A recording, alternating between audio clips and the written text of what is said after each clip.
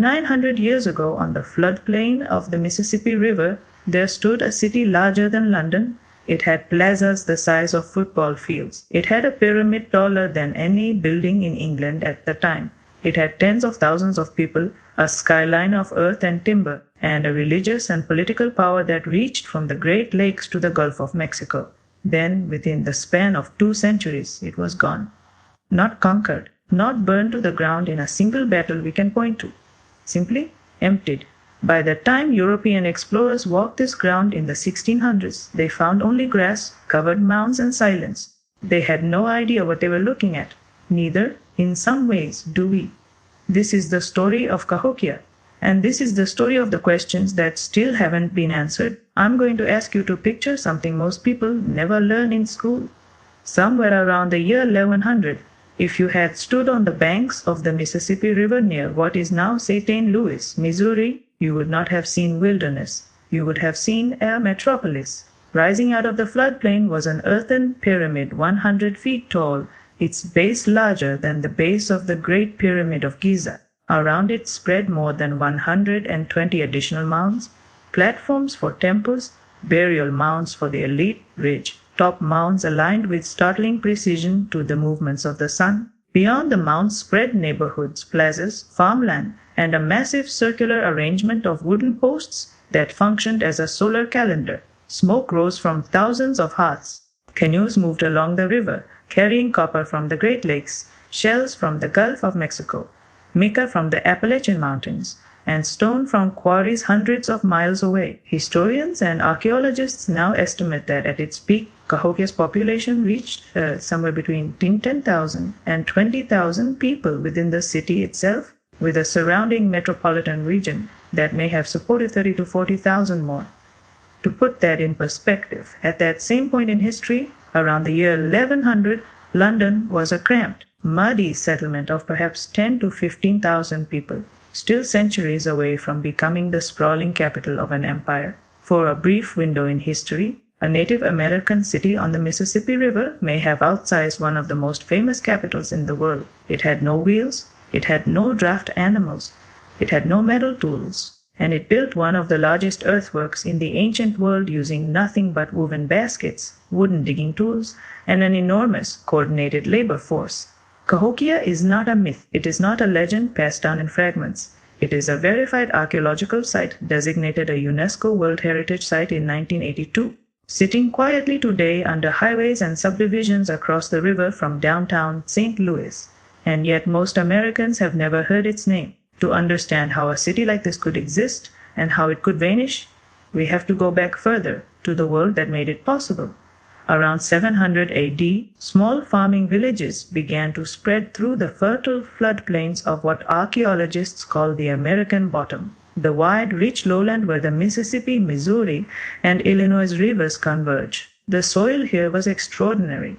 Regular flooding deposited nutrient-rich silt across the land, creating some of the most productive farmland in North America. The people who lived here were part of what we now call the Mississippian culture, a broad network of related societies that stretched across much of the eastern half of what is now the United States, from Wisconsin down to the Gulf Coast, from Oklahoma to the Atlantic seaboard. They were not a single tribe or nation. They were a shared way of life, intensive corn agriculture, mound building, a common set of religious symbols, and complex, often hierarchical societies. Corn, maize is the key that unlocks everything that happens next. Maize agriculture had existed in North America for centuries before Cahokia, but around 800 to 900 AD, something changed. A new, more productive strain of corn, along with improved farming techniques, allowed communities in the American Bottom to produce a massive agricultural surplus. Surplus food means population growth. Population growth means specialization. Not everyone needs to farm anymore. Some people can become full-time builders, priests, artisans, or leaders. And leadership, once it emerges, tends to consolidate power. By around 1050 AD, something remarkable happened at Cahokia. Archaeologists call it the Big Bang, a term coined by researcher Timothy Pocket to describe an explosive, almost sudden transformation. In the span of a single generation, the population appears to have multiplied dramatically. Massive construction projects began almost simultaneously. The central plaza was leveled. Monk's Mound, the 100-foot earthen pyramid at the heart of the city, began to rise in stages. Entire neighborhoods were laid out on a new grid, oriented to a 5-degree offset from true north that aligns with astronomical events. This wasn't gradual village growth. This looks like planned, centralized urban development, the kind of thing you'd expect from a powerful ruling authority making decisions and mobilizing labor on a massive scale. Who gave those orders? We don't know their name. There is no written language in Mississippian culture, no king list, no inscribed monument telling us who commanded the construction of Monk's Mound. But the evidence of hierarchy is everywhere in the ground itself. Monk's Mound is the largest earthwork north of Mexico.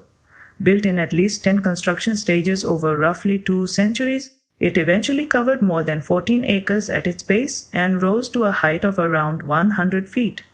On its summit once stood a massive wooden building, likely a residence or temple for the city's highest-ranking leader, a structure so large it may have covered 5,000 square feet. The mound got its modern name from a group of Trappist monks who briefly lived nearby in the early 1800s, farming its terraces.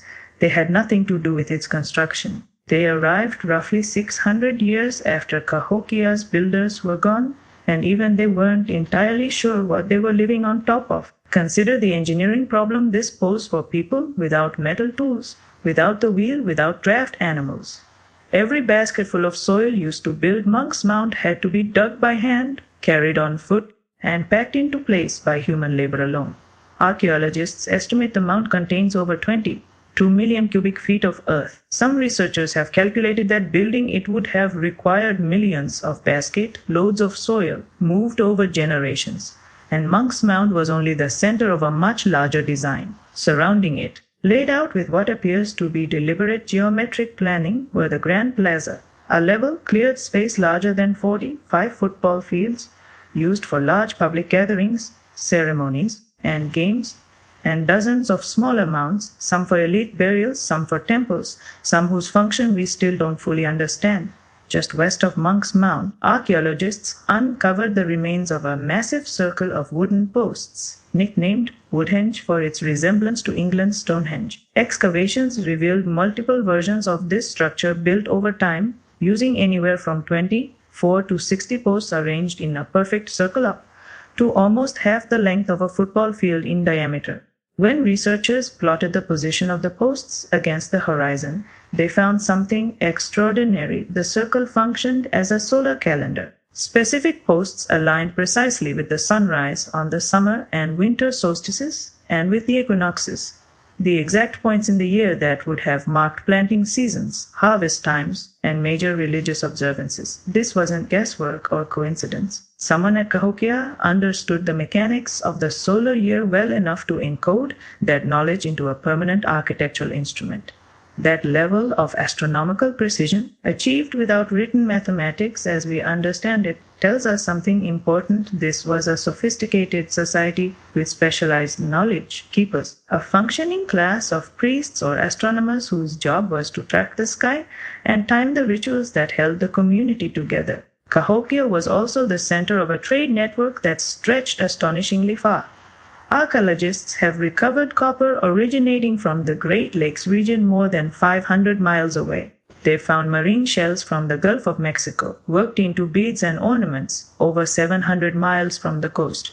Mica, a shimmering mineral used in ornamental and possibly ceremonial objects, was imported from the Appalachian Mountains.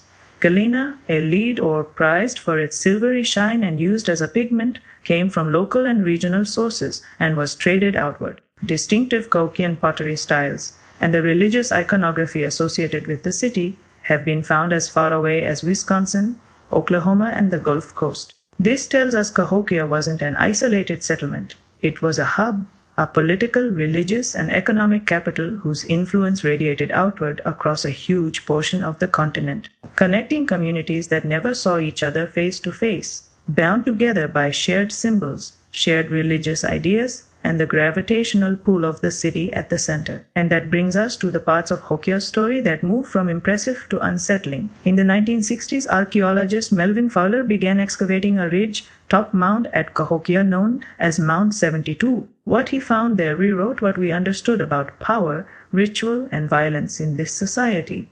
At the base of the mound, excavators found the remains of a man, roughly 40 years old, laid out on a bed made of thousands of shell beads arranged in the shape of a falcon or bird, a symbol closely tied to Mississippian religious iconography. Sometimes called the birdman, buried near him were bundles of finely crafted arrowheads from different regions, sheets of mica, and other high-status goods. Nearby lay the remains of a second man, seemingly positioned in a mirrored, complementary arrangement.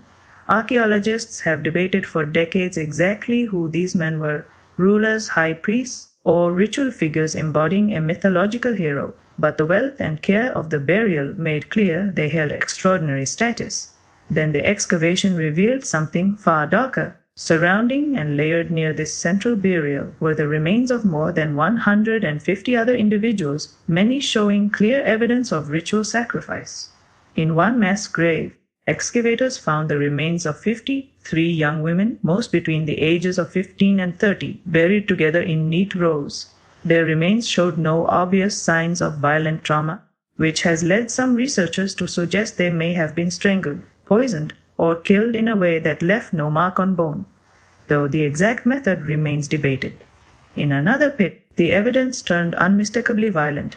Archaeologists found the remains of around 40 men and women who appeared to have been killed in a single event, some with signs of being clubbed or bound, some possibly buried alive. Several of the skeletons were found with their fingers dug into the soil beneath them, and disturbed layers of earth above some individuals suggested movement after burial began. This is one of the most debated and disturbing findings in North American archaeology. It provides direct physical evidence that Cahokia's elite held the kind of concentrated power that could command not just labor and resources, but human lives. Mass sacrifice on this scale, tied to elite burial ritual, is not something seen at this magnitude anywhere else in pre-Columbian North America.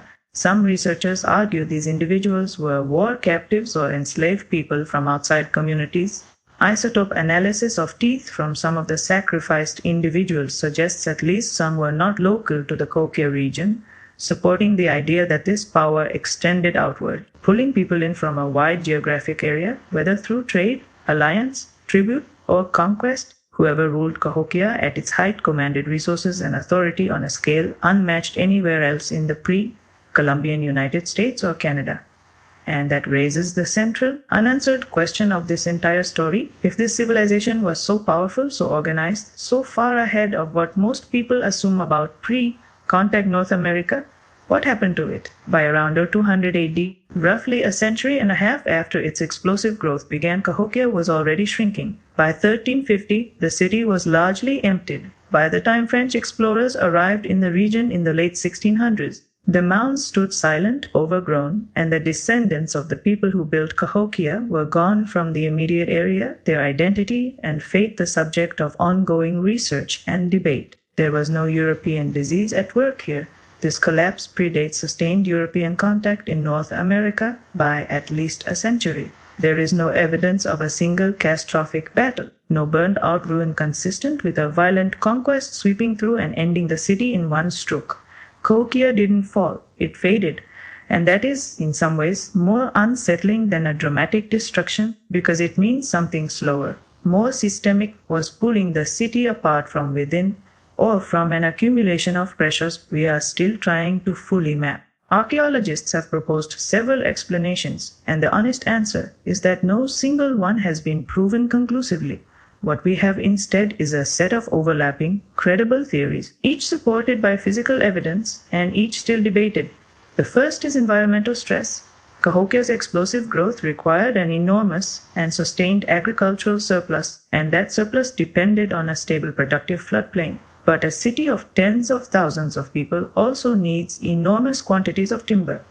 For construction, for the massive wooden palisade wall that was built and rebuilt around the city's central precinct, for fuel. Analysis of sediment layers in the region shows evidence of significant deforestation and increased flooding and erosion in the centuries following Cahokia's peak, consistent with a landscape stripped of the tree cover that once controlled runoff. A city that depended on the predictable flooding of a river for its farmland may have inadvertently destabilized the very system that fed it. Climate researchers have also identified evidence of a series of major droughts affecting the wider Mississippi Valley region in the 1100s and 1200s, based on tree ring records and other paleoclimate data. A society this dependent on maize agriculture, supporting a population this dense, would have been extraordinarily vulnerable to a run of poor harvests. Even a handful of consecutive bad growing seasons could have triggered food shortages, unrest, and outmigration in a city already straining its local resources. The second major theory involves internal political and social collapse. Some archaeologists point to evidence of increasing social stratification in Cahokia's later years. Growing distance between the elite and the general population reflected in burial practices, housing, and access to prestige goods. Societies with sharply unequal power structures, particularly ones that practice something as extreme as mass human sacrifice to reinforce elite authority, can become brittle if the population's tolerance for that inequality broke. Through famine, through resentment, through a crisis of religious or political legitimacy, the social contract holding tens of thousands of people together around a centralized authority could unravel quickly, even without a single dramatic event marking the moment. There is also physical evidence of conflict. Around 1175 AD, the people of Cahokia constructed a massive wooden palisade wall, nearly 2 miles long, encircling the central ceremonial precinct, including Monk's Mound and the Grand Plaza. The wall included regularly spaced bastions, projecting sections that would have allowed defenders to shoot arrows along the wall's length at anyone approaching. This is a defensive military structure, built at enormous cost in timber and labor, and archaeologists have found evidence that it was rebuilt at least 4 times over the following century. A city does not build and repeatedly reconstruct a massive defensive wall around its most sacred and important buildings unless it is responding to a real and recurring threat, whether from outside groups, internal factions, or both. Some researchers have proposed a combination of all of these factors: environmental degradation, reducing agricultural yield, drought compounding the shortage, growing social inequality and resentment among the general population, external pressure or raiding requiring costly defensive construction, and a ruling elite whose authority, built on religious prestige, trade control, and apparently the power of life and death, gradually lost its grip as the material conditions underpinning that authority eroded. What almost all researchers agree on is this: Cahokia's decline was not sudden, and it was not the result of a single cause. It was slow, uneven, and by the time the last residents left sometime in the 1300s, the city that had once rivaled London in population had been reduced to a landscape of empty mounds reclaimed by prairie grass. And here is where the story takes a turn that most people never hear about. A detail that reframes everything, and one that Grim State believes deserves far more attention than it gets. The name Cahokia is not what the builders of this city called themselves. It isn't even the name of the people who lived there. When French explorers arrived in the region in the late 1600s, they encountered a group called the Cahokia, part of the Illinois Confederation, but this group was living in the area more than 3 centuries after the original city was abandoned. They had no direct connection to the people who built the mounds. The French simply named the ancient site after the nearby community they found, and that name stuck, permanently attached to a civilization whose actual name for itself has been lost entirely. Think about what that means. We don't know what these people called their city. We don't know what they called themselves as a people. We don't know the name of the man buried on the bed of shell beads in Mound 72, whom some archaeologists have informally nicknamed the Birdman, based on the symbolism surrounding him, but whose actual identity, title, and story are unknown, and barring some future discovery, may be permanently unrecoverable. An entire civilization, one that may have briefly been more populous than London, is known to history by a borrowed label attached to it after the fact by people who had nothing to do with building it. This connects to another layer of the mystery that deserves attention. The descendants of Cahokia's builders were never truly lost. in the way old textbooks used to imply. Modern archaeologists and indigenous scholars increasingly argue against the outdated and frankly damaging narrative that once suggested Cahokia's people simply vanished or were replaced by some other, unrelated group, a narrative that, historically, was sometimes used to deny Native American communities their own deep continental history. The current understanding, supported by archaeological and oral historical evidence, is that as Cahokia declined, its population dispersed outward, likely contributing to the ancestry and cultural development of multiple native nations across the Midwest and South, including groups within the Osage, Quapaw, and other Siouan and Dejihan speaking peoples whose oral traditions and migration histories intersect with the region's archaeological record. The city didn't disappear into nothing. Its people scattered, carrying fragments of its culture, religion, and memory into new communities across the continent. But the direct, unbroken thread connecting any single modern nation specifically and exclusively back to Cahokia's ruling elite remains an open and actively researched question, not a settled fact. That's the deeper mystery here, not a vanished race from a pulp adventure novel, which is how earlier generations of amateur historians and hobbyists sometimes wrongly framed it, but a genuine, unresolved puzzle in real archaeology, which modern communities descend most directly from Cahokia's population, how that identity and history was carried forward, and how much of what made this civilization unique, its astronomy, its religious system, the specific meaning behind Month 72's ritual burials, was preserved, transformed, or lost entirely in the process of that dispersal. There's one more detail worth sitting with before we close this chapter.